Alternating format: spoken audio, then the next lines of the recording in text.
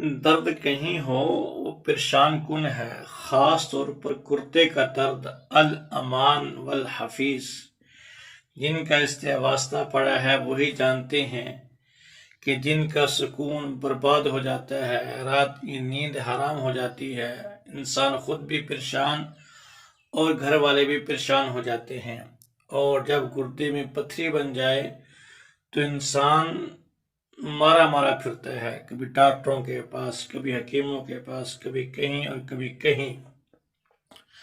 तो आज आपके सामने बुजुर्गों का तलकीन फरमूदा एक आसान नुस्खा पेश किया जा रहा है।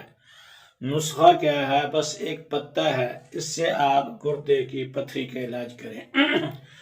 इस पत्ते को चट बूटी भी कहते हैं, बूटी चट कहते हैं और पत्थर बूटी भी कहते हैं, मुख्तलिफ इसके नाम हैं।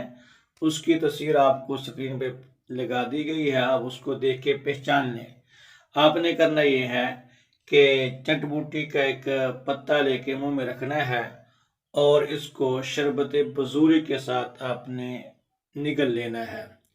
शरबत बजूरी आमतौर पर पंसारियों से मिल जाती है, तो वो शरबत बजूरी मंगा लें और बूटी चट या पत्थर बूटी का एक पत्ता मुंह में लेके उसके शरबत बजूरी के घूंट भर लें, या शरबत बजूरी को पानी के अंदर मिला के आप उसके साथ इस पत्ते को इस्तेमाल करें।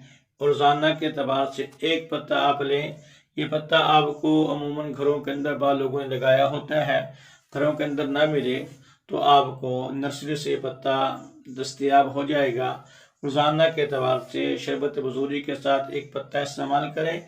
इंशाअल्लाह चंद दिन के अमल से पथरी टूट के खुद ब खुद पेशाब के रास्ते से निकल जाएगी।